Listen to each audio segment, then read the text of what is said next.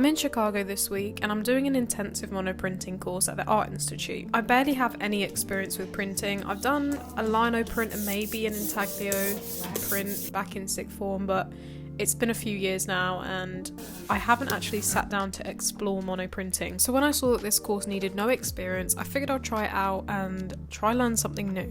After getting to know everyone a little bit better in the course, we started off with some demos by Frances, who was our instructor for the week. And she showed us some basic monoprinting techniques like reductive monoprinting and trace monotypes. I wasn't a huge fan of the trace monotypes, but I really did enjoy the reductive monoprint. I did find it a little bit hard to know how much ink I should be taking off and also how much pressure I should be using. With painting, I feel like I'm very used to knowing exactly what I'm doing. So this felt very new and a little bit scary and with unexpected results as well. I was surprised at just how light this print came out. I was expecting it to have a lot more tonal variation, but it was probably because I was using water-based ink and didn't press hard enough.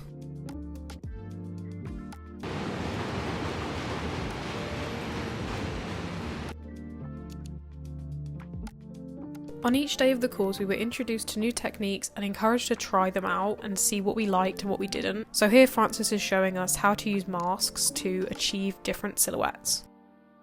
We also had the opportunity on Tuesday to head over to the Art Institute and look at some of their prints that were in their archive. And these ones were pulled especially for us to take a look at. If I'm honest, I usually skip over the print section in an art museum, but seeing these pieces in person really opened my eyes to how interesting this medium can be. It was really inspirational to see how each artist approached it completely differently. We were also encouraged during discussion to have a think about why you should make a print. Why not just paint it? What's the significance of painting onto a plate or removing ink from a plate and using paper? And I think it was Hilary, who was one of the students in my class, that said that the paper becomes part of the image. And I found that really interesting because when I paint, I'm usually trying to cover up my canvas or paper, and I never really thought about trying to make the paper part of my piece. I found in the first couple of days that I didn't enjoy the idea of ruining my perfectly painted plate, and I was really disappointed when it didn't turn out exactly as I thought it would. But the longer that I went and the more that I tried different things out, I actually started to really enjoy the fact that it would come out in a way I'd never ever be able to recreate again. And I like the idea that there's this very fleeting quality to it, depending on all your variables, how much paint, how much ink, how much pressure you put on, what kind of paper you use, how wet's the paper, is the paper dry, did you hand press it, did you roller press it? And there's all of these variables that you can't control, so when the print does come out the way you want it to, it feels so much more rewarding. Saying that though, I wasn't really happy with this print because it just looks like a printer that's run out of ink. I wasn't really happy with it. But for the next one, I added some more ink and it turned out much better. I still feel like I'm missing some of the gradient tones, but this was my artist recreation. We were asked to pick one of our favourite prints and have a go recreating it. This exercise really taught me a lot, and it just proved how incredibly detailed the original print was, because mine was probably double the size and I still couldn't get as much detail. For this next print, I wanted to experiment and see if wetting the paper would make any difference, especially as it's water-based ink. I quickly discovered this was not great. It just kind of smudged all over the place, and I also forgot to take the tape off, but never mind. It was a good test. That was something that I really enjoyed about this process, was not minding whether it came out really badly. This next technique ended up becoming my favourite process of all the ones we had tried. You essentially paint or apply your watercolour or gouache paint onto your plate, and then you wet your paper and put it through the press, and you get these really vibrant, beautiful colours. I wasn't too happy with the first print, but for this second one, I really just took my time with it and tried to be a little bit more intentional with the colours and the paint I was using. It was based on a study in my sketchbook that I did a little while ago. For the black and orange on the telephone pole, I used the water-based crayons, I think they were called Caran d'Ache, and then for the sky I used a gouache paint, and I found that where I'd laid it on thicker tended to transfer a little bit less, but it came out with this really beautiful texture, and I was so happy with this print. I actually didn't have any paper that was quite large enough for this print, but Debbie and Cookie were very nice and lent me some, so thank you both.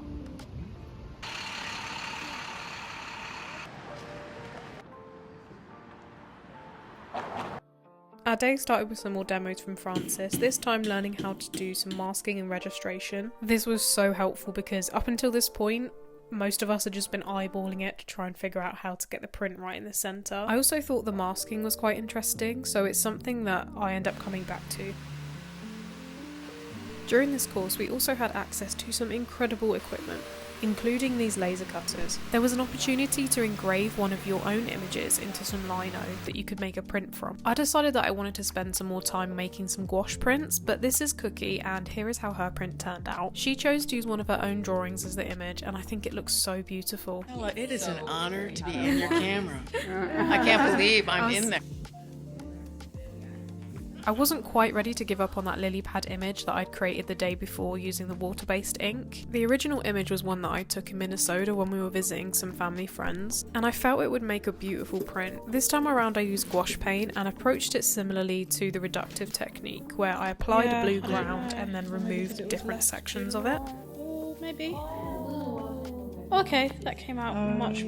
I kind of wish I did this in a green instead of a blue, but I was so much happier with the outcome of this one. You can really see the difference that it made using the gouache instead of the ink here.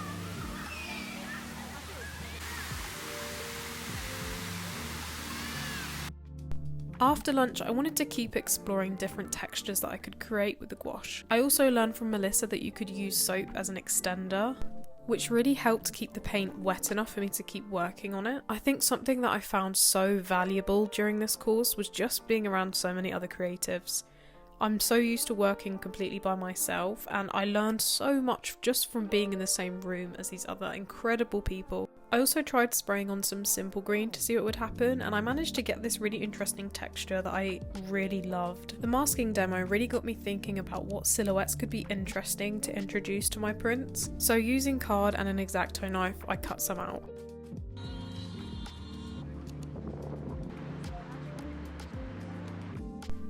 In this demo, Francis introduced us to collagraphing.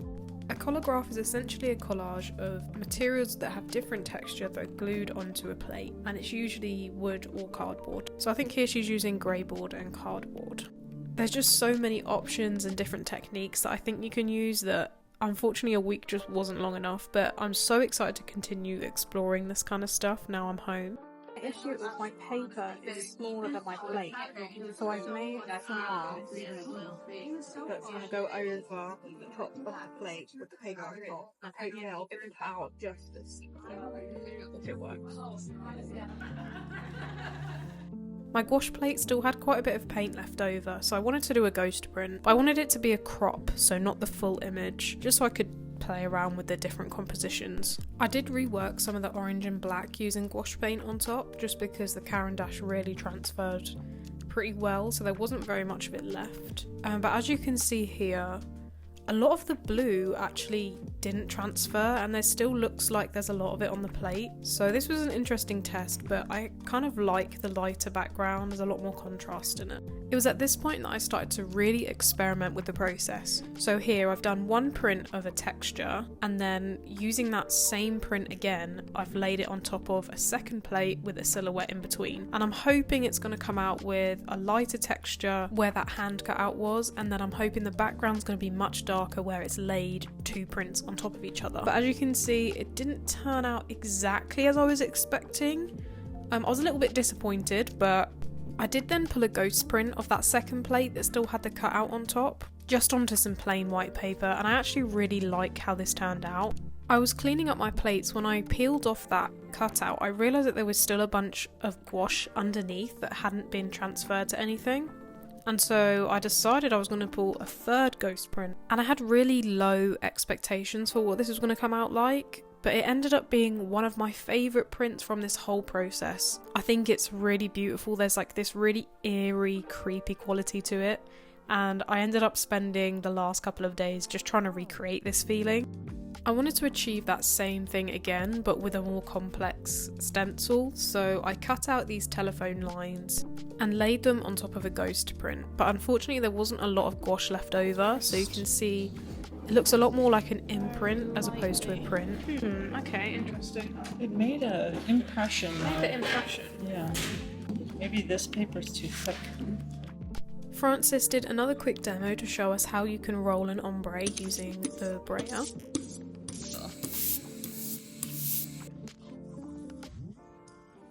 It's definitely a process I'm keen to try now I'm home. I did try my best to salvage that stencil that I had made, and I managed to pull a couple more prints using it, and this one definitely turned out a lot more crisp.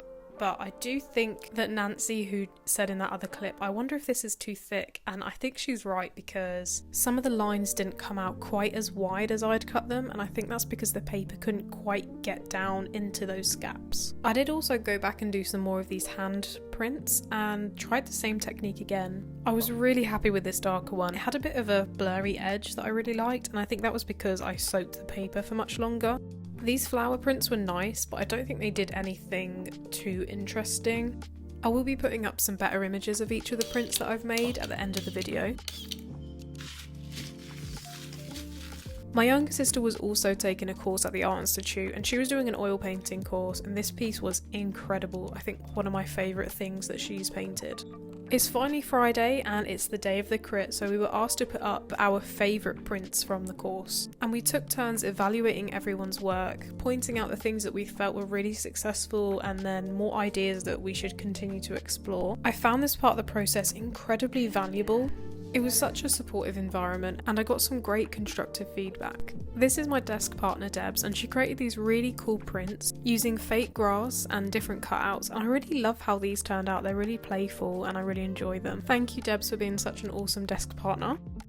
This is Nancy, and she had a really similar experience to me where she preferred the ghost prints, and they are really beautiful. I love the gradient one, I think they're stunning. This is Nabila's work, and she created these, they almost look like sci-fi motherboards using her needlepoint embroidery and then layering them on top of each other, and they look so cool. I love the use of colour. Watching Hilary work was such a treat. She was sat near to me and you can really tell just by looking at her pieces how much energy there is in them, and I just love them. These are Teresa's prints, and I especially love how her lino prints turned out. She used an ombre underneath to create the light, and I think it's so effective. Melissa was another artist whose energy you can really feel in her work, and I really love her use of colour. Unfortunately, I didn't manage to take videos of every single person's work, but I really loved being able to see how different artists tackled the same techniques. But here are some better pictures of my work. I like having the inversed prints next to each other. I feel like if I was to display them separately, it wouldn't be as impactful. During the crit, Liz said that my work had this almost post-apocalyptic feel to it, like the zombies coming out of the ground and kind of humanity's all disappeared. And I definitely see that morbid curiosity in the work. And it's a theme I really enjoy that I wasn't even aware I was kind of channeling during the process. It kind of made me like the work a lot more, so thank you, Liz. But I had such an amazing experience. I would encourage you to try this out, or at least try some of the courses that the Art Institute offer. Thank you so much to Frances and also to Rin, who is our studio assistant. It really was such a pleasure to meet everyone. Hopefully I'll be uploading a little bit more frequently on here, but until then, have a great day and I'll see you guys next time.